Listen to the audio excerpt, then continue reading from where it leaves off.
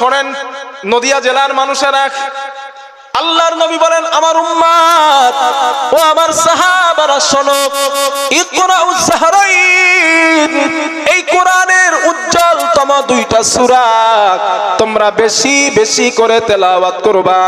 কয়টা? দুইটা। নবী বলেন দুইটা উজ্জ্বলতম সূরা বেশি বেশি করে তেলাওয়াত করবা।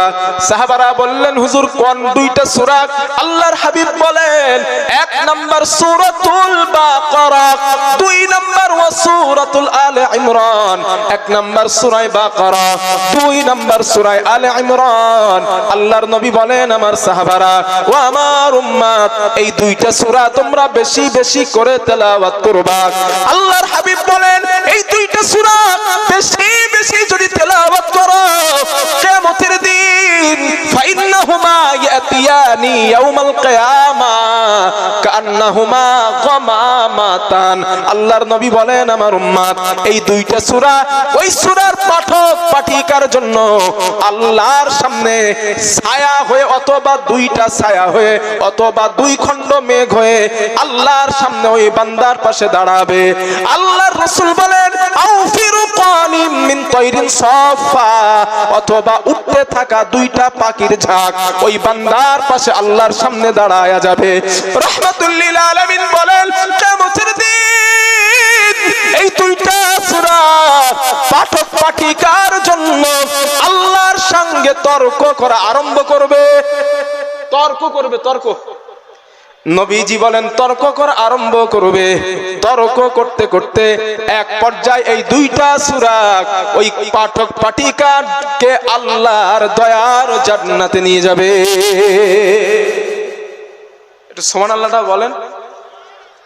এই মাদ্রাসার ছেলেগুলা এই দুইটা সূরা পড়ে না? পড়ে না? কথা বলে না? এতটা মানুষ বসে আছেন, একটু জবাব দেন, পড়ে না? পড়ে না? তাহলে এদের জন্য এই নিয়ামত আছে না নাই? আমরাও চেষ্টা করলে পারবো, কিন্তু ঠিক না? এখন চেষ্টা করেও হচ্ছে না, তো যারা পড়ে তাদের ভালোবাসা দরকার, ঠিক কিনা? বাসবো ইনশাল্লাহ আমরা। আর সূরা বাকারার আরেকটা আমল আপনাদের শেখায় দেই।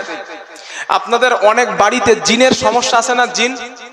জিন একটু উৎপাত করে, ছেলে মেয়েরে জিন ধরে, ভয় লাগে, হাবিজাবি জিন সমস্যা করে। আপনারা হুজুরের কাছে পানি পড়া নিতে যান, তেল পড়া নিতে যান, এইগুলা নেওয়ার দরকার নাই। একটা আমল করেন, এই জিনের আসর থেকে আল্লাহ তাআলা আপনাদের বাড়িকে মাহফুজ রাখবেন।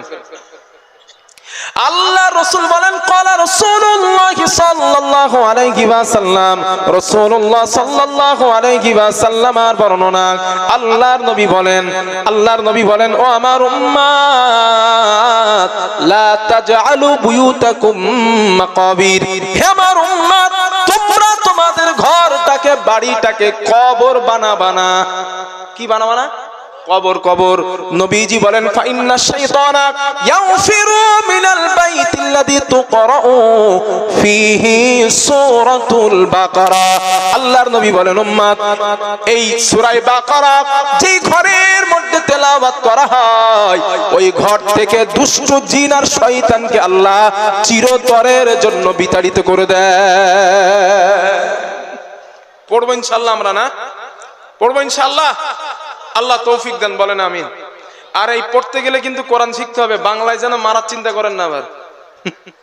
হুজুর বাংলায় তো আছে, বাংলায় মাইরা দিমু না, ওই চিন্তা করেন না, কোরআন শুদ্ধ হবে না। আল্লাহ কথাগুলো বোঝার তৌফিক দেন, বলেন আমিন। আরো জোরে বলেন আমিন। হাদিস নাম্বার 5।